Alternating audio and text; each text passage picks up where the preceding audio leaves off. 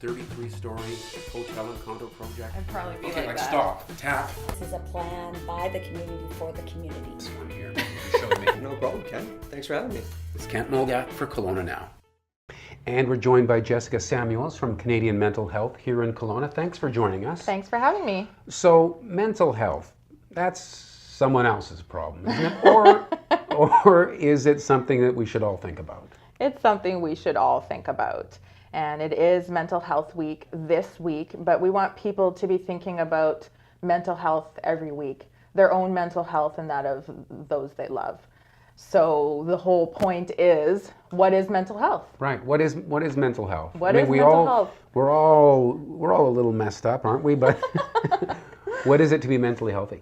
Well, I think I'll start off with what it isn't. It isn't the absence of mental illness. Okay, mental health. You think about that for a minute. So mental health is something that we work on. We work on every day. If you think about any given week, you may encounter anger, you may encounter sorrow, you may encounter stress.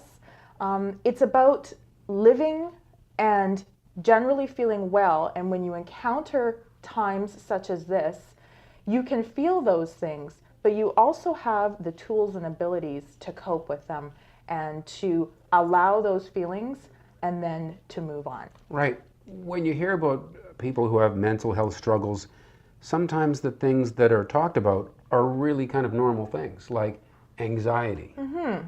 Someone has an anxiety problem. Well, but yet we all have anxiety. To some extent, it's a tool, it's a warning, it's a feeling that sometimes makes sense. Exactly. So how can you tell if an attribute like anxiety is now a problem? Well, this is the question, and I think this is what people worry about, and I think this is where things like stigma and not wanting to talk about it or comes in. So if I come in to work on any given day and I say, oh, I'm having anxious about my interview with Kent Mulgat. That's scary stuff. What does that mean? Is that a normal feeling? And for me, if I'm feeling anxious during the day, maybe the day before, for me, that's normal. Or I can expect that in my life. If for the last maybe month or so, I've been losing sleep, I haven't been eating, maybe I've been looking to do other things, maybe drinking to help alleviate that anxiety because of this interview, then maybe it would be a sign of something more. Right. It's hard to define. We don't want to define too much, but generally when we talk about this, Kent, we say that if somebody is doing something more or less than what's normal for them, then they would want to talk to somebody. Right. Just to stay on the anxiety Yes. thing. And I don't want to make this about me, but there's been times when something is so much on my mind that I do think about it all night or too much over the night and get very little sleep. Right. So does that mean that, I've got a big problem, or is that something that happens to people? Well, I certainly don't want to get into position of diagnosis, but what I could do is flip it back to you. What do you do? How do you get rid of that anxiety? Well, I would try to address the issue before I go to bed. Right. Write down the solution to it, or at least discuss it, and that may or may not work. But. Right, exactly. And those are tools, exactly. And those are the things that everybody can and should utilize in their toolkit, in their toolbox to manage these types of things. So, okay, I think that it seems to me, and I think I'm hearing that from you as well, that mental health isn't a yes or no thing, that we're all on some sort of a continuum, right? Yeah. All of us have mental health that is either pretty good, but we want to maintain it, or we're struggling with it and we need to improve it, right? I think we want to say that if you are mentally healthy or you have good mental well-being, it's not as though you are not going to feel anxious or mad or sad. If a loved one, if my husband suddenly died, then I would expect, and I think those around me would expect, that I would be sad. So I think that it's not about the absence of having these moments where you have these fluctuation of emotions.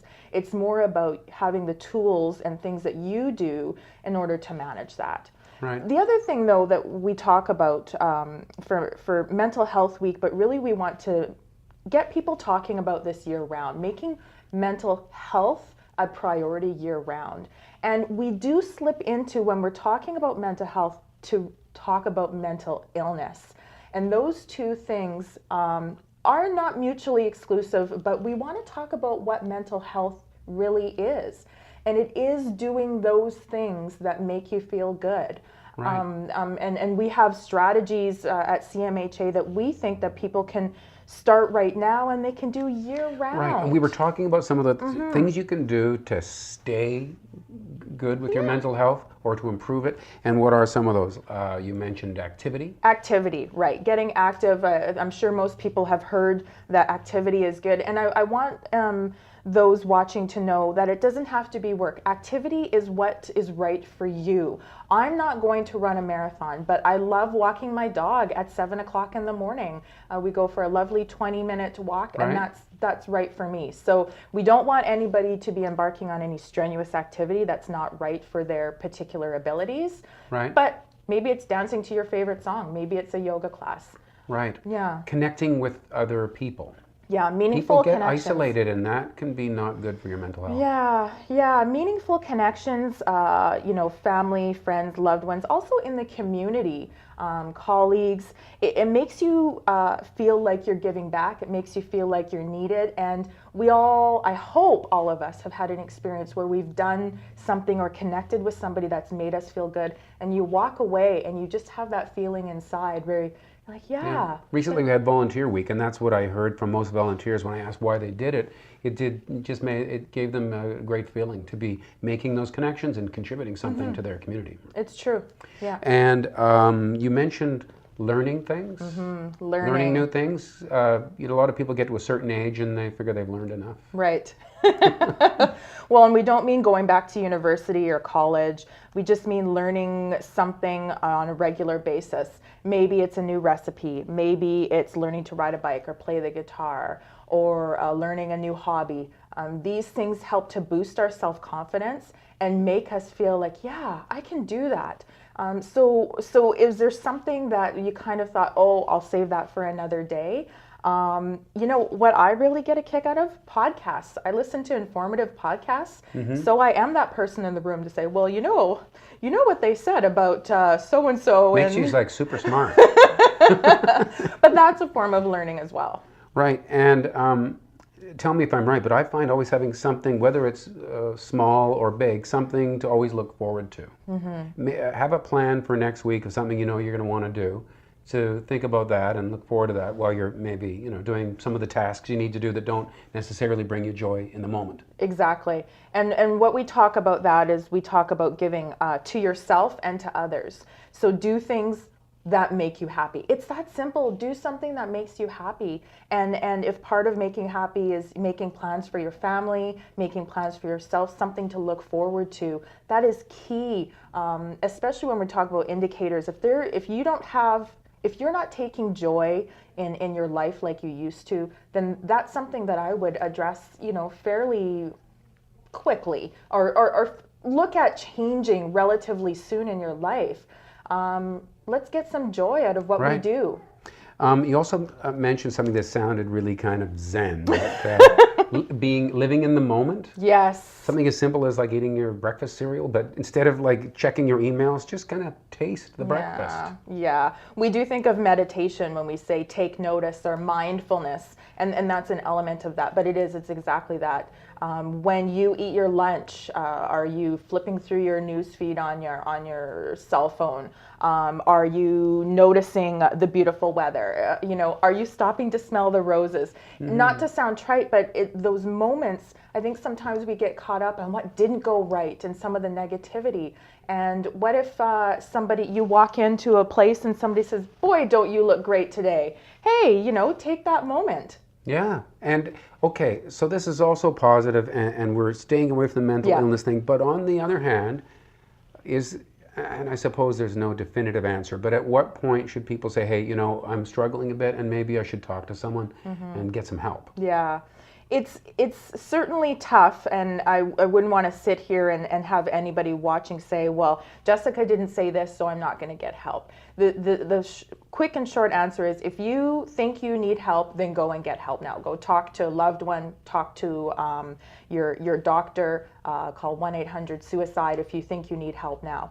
Generally, if you're taking a moment to look at your life and you're not sure, we determine, are there things that you're doing more or less of? Eating more or less, sleeping more or less, drinking more or less, things that are not normal for you. We're all different. And if you have that feeling, then the first step might just very well be talking to somebody, talking to a loved one. If you don't want to take that step to go to the doctor right away, talk to a loved one and say, I'm not feeling like myself today, or this week, or the last month I haven't been feeling like myself. Right. Right. So, okay, before we wrap this up, what's one thing anybody watching this can do to kind of perk up their mental health? Oh, well, you can go to mentalhealthweek.ca. There's tips and there's strategies, all things you can do. You know what? I would say, today? Go for a walk during lunch.